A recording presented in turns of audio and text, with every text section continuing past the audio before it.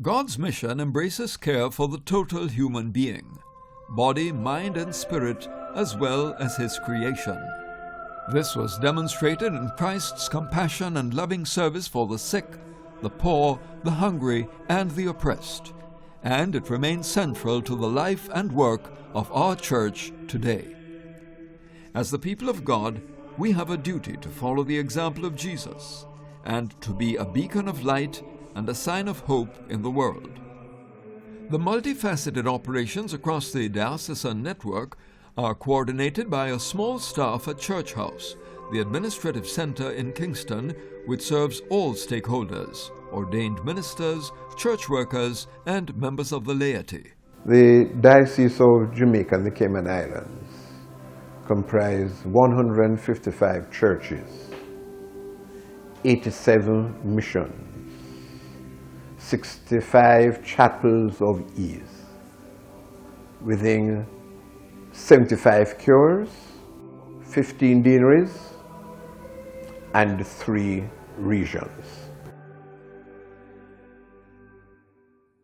These churches are managed by 3 bishops, 3 archdeacons, 14 rural deans, and 53 rectors or priests in charge. We have assistant priests, around 4 deacons, and 6 church army officers. I would call it the service center. And Church House is there to assist the diocese at all levels of the structure. Church House consists of several divisions and departments. We have the Accounts Department, Department of Mission and Ministry, the Jamaica Church Missionary Society.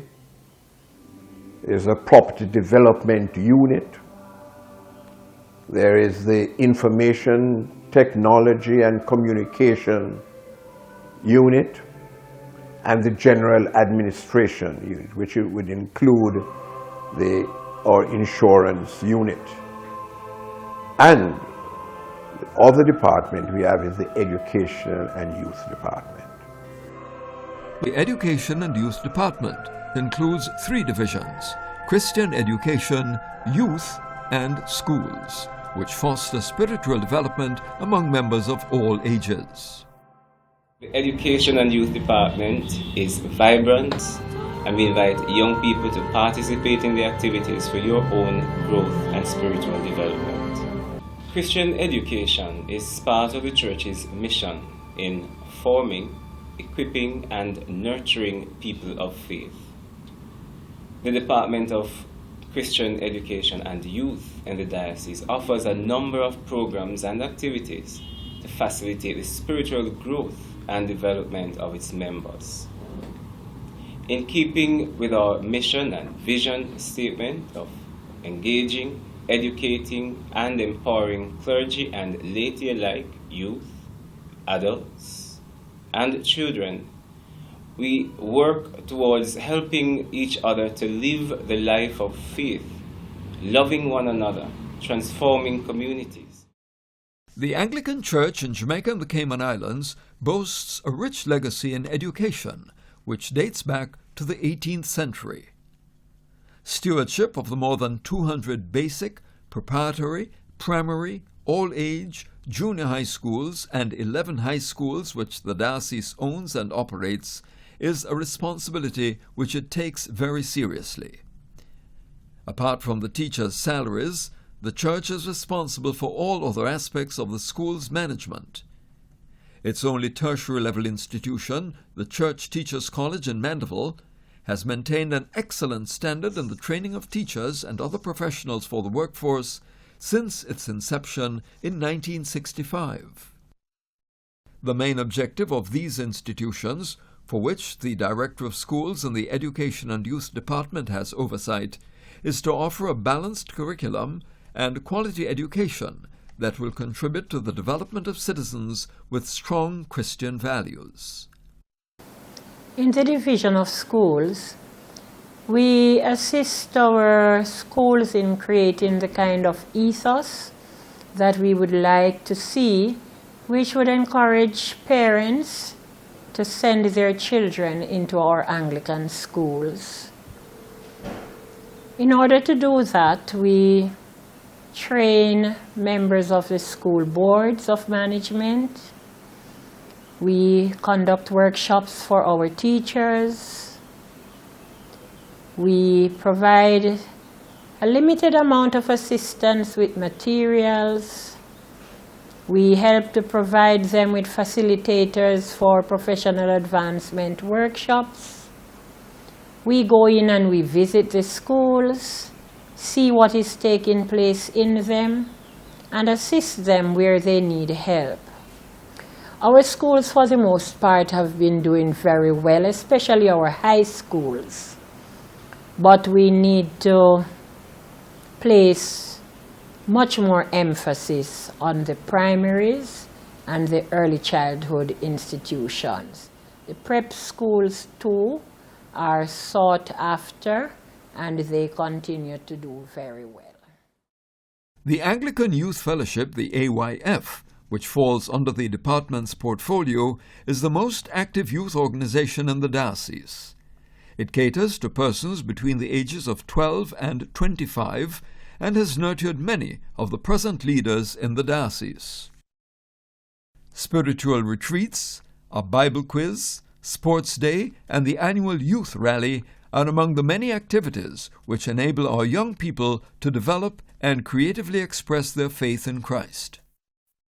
For persons over 25, the Anglican Young Adult Movement, AYAM, provides an opportunity for continued spiritual growth and enhanced participation in the Church's ministry. I've been involved in youth ministry from as early as I knew myself. Coming up through Sunday school, then to AYF, and moving on to the Young Adult Movement. But the question I think I should answer is what has kept me? And what has kept me most is the fellowship. I like the persons when you go into an Anglican church, they take you and they mold you. And it just offers you so many opportunities to expand yourself, so many ministries, to the youth ministry, to the Sunday school, music. If we're not passionate about it, then it won't go anywhere. We have to know Christ and to make him known, as we say in the youth fellowship. Integral to the department's work is the publication and dissemination of promotional posters and educational materials, which focus on Anglican beliefs and practices as well as daily life challenges. Our diocese is a pioneer in the delivery of private health care through the Natal Hospital, which has been in operation for more than 90 years. Widely known for its high-quality maternity services, the hospital offers a full range of diagnostic and treatment services, as well as long-term accommodation for the elderly. Spiritual formation is critical in sustaining God's people and the ministry of the Church.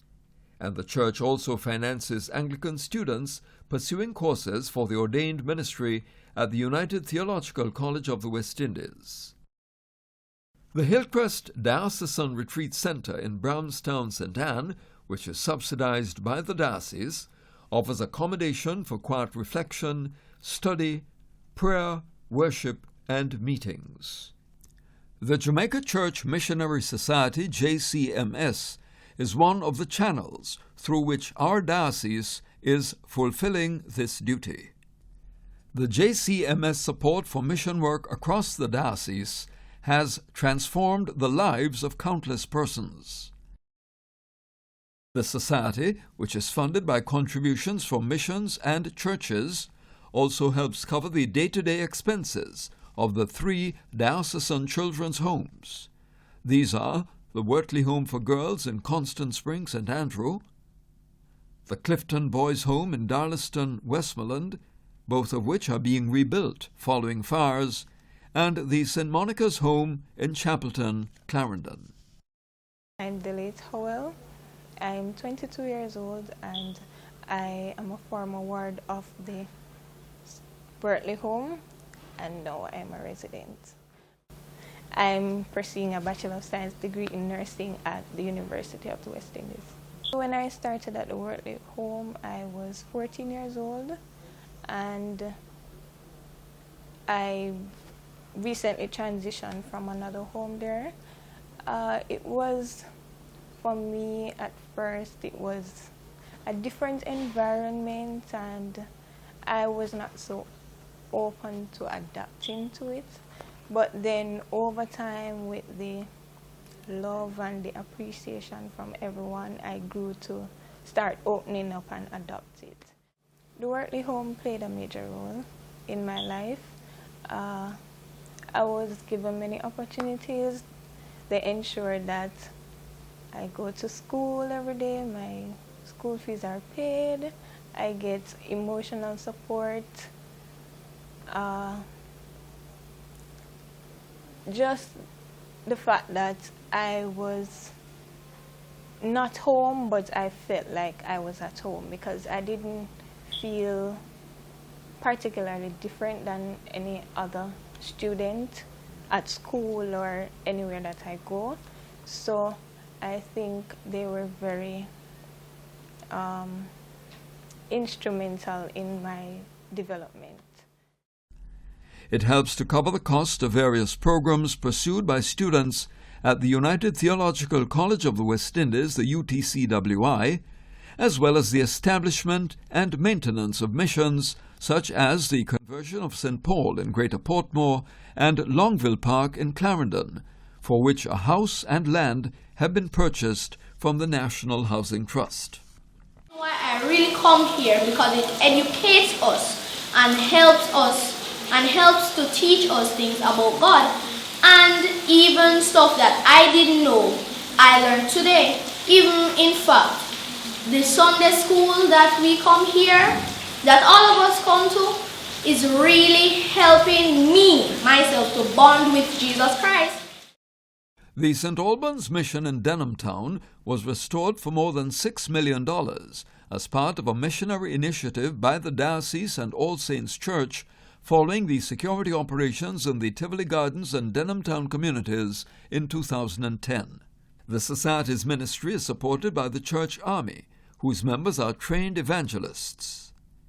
They assist in conducting mission activities and serve as chaplains in schools and hospitals, and also as social workers.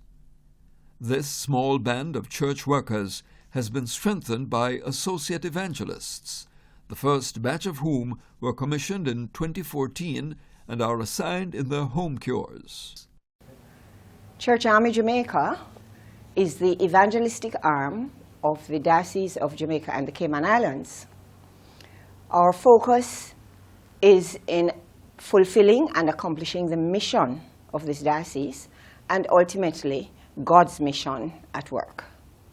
There are 6 female officers and 1 male who are full-time, and there are 11 associate evangelists who were commissioned in 2014, and we have 12 more in training now. Our work covers school chaplaincy, hospital chaplaincy, and children's homes, also parish ministry. Our job is to bring in the last, the least, and the lost into the church, hoping that the congregants will welcome them, walk alongside them, and keep them so they will learn and understand what the love of God is. The Curcio movement, a worldwide association introduced to the diocese in 2008 and supported by spiritual advisors from local clergy, is another program aimed at fostering ministry among lay people. Based on the example of Jesus, it allows adult Christian leaders to share experiences, receive spiritual direction, and gain new insights into the Anglican faith. There are now just over 300 male and female members of Curcio in the diocese. Several other lay organizations contribute to the work of the church at the local community level. These include the Women's Auxiliary, whose annual fundraising activities support the Pastoral Aid Fund administered by the diocesan bishop, This fund is used to assist cures in which the membership is unable to finance clergy stipends or special projects. Guided by its motto, Worship, Work and Witness, the Women's Auxiliary also helps several diocesan early childhood institutions and other youth programs in the Church. The promotion of Christian family life is the main objective of the Mothers' Union, which has more than 4,000 members island-wide. The organization's flagship project is a parenting program through which child-rearing skills are taught to family members and caregivers who are responsible for nurturing children. Sensitive issues, such as sex education, are also addressed in a group setting which facilitates the sharing of ideas. This program has helped to strengthen relationships in the homes of beneficiaries and promotes Christian values. It has been enhanced with the establishment of the Parents' Place, the first of which is housed at All Saints Church in Kingston and is certified by the Ministry of Education. Parents' Place at All Saints is a one-stop shop for parents. We're trying to, as it were, to stimulate and excite and get people involved in proper parenting. Actually, I've been certified since 2011 by the Ministry of Education. It's a place where parents can come for consultation, for seminars, and things like that. Things where they can get material and resource help in reaching out other areas where they need proper parenting or where they have certain issues. We sort of provide that type of service for them. In keeping with their threefold pledge of prayer, study and service, men in the Brotherhood of St. Andrew, the BSA, have been actively engaged in missionary work and project implementation. The BSA undertakes visitations, conducts worship services, and assists the less fortunate. The organization has also been instrumental in the establishment of several missions and is presently spearheading a mentorship program, sports competitions, and music training in several churches and communities. A 2-week music camp for children and a choir workshop are among recent initiatives spearheaded by the Diocese to improve the quality of music in churches. The music camp, which was first held in 2014, provides voice training, and participants also learn to play several percussion instruments as well as steel pans. Inspired by the progress of its young members, the St. Philip's Church of Maxfield Avenue has established a steel orchestra, which has been booked for several engagements.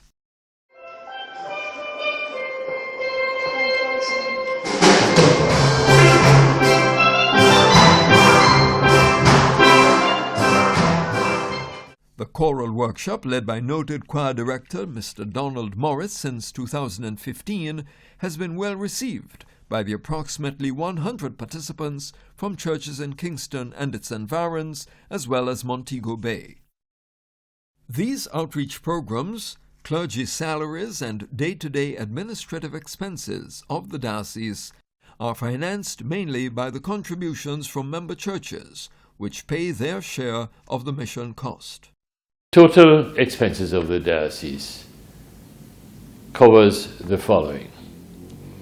68% is used for salaries, allowances of clergy and full-time church workers and other administrative staff.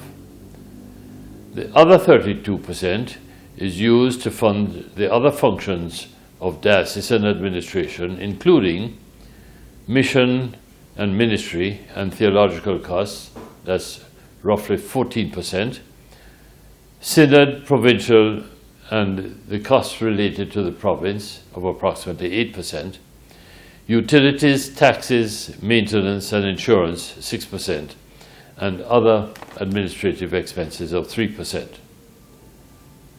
These costs are funded by mission share contributions from churches, which represents 76% of the funding, and the other 24% is provided by other diocesan resources.